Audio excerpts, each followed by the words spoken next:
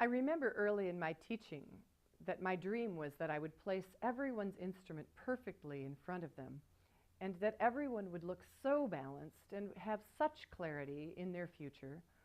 And yet, when we started to do other things, for instance, working on harder rhythms to read, or maybe just doing more difficult ensemble work where there were lots more things going on in the pieces, all of a sudden the problems creep in. It happens to everybody, so don't get discouraged. But I do want to give you a few things that you should look out for that are very, very important. One of them has to do with the left hand. When we play, we have developed a position that places the fingers above the notes. And if you notice, when I don't have my violin, when I bring my arm underneath, like this, the fingertips can be above the string and work up and down from the bass joints in your hand. Now, if instead, even with the arm up, the wrist were to go a little flat, everybody knows that it's not a good idea to hold a violin with your flat wrist. But I want you to think about how important it is. When you do this to an instrument, the instrument then rests on that bass joint, and it's no longer free to be used. This becomes this. One of the things that happens when you do that is the fingertip no longer addresses the string, but this flabby part of the finger that everyone has, which is not only inarticulate but very difficult to control exactly where it lands.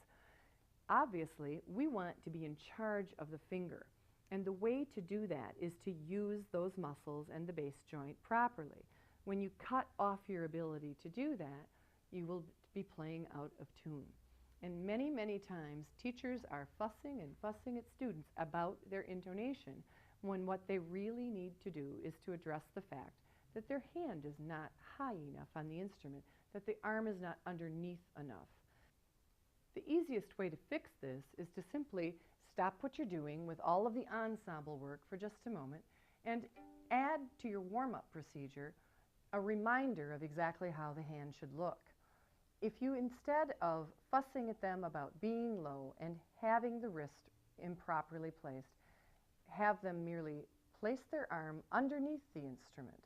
As you can see, I'm swinging the arm severely under. And when I do that, sometimes holding it here at the shoulder up by the neck will help so that they're not concerned they're going to drop the instrument. But swinging around severely like this so that you can pluck your lowest string with your pinky will automatically place the hand high enough that it will not be able to rest on that knuckle.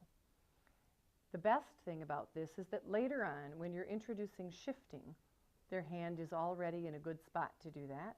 And still later, when you're introducing the vibrato motion, you are also in a better position to accomplish that.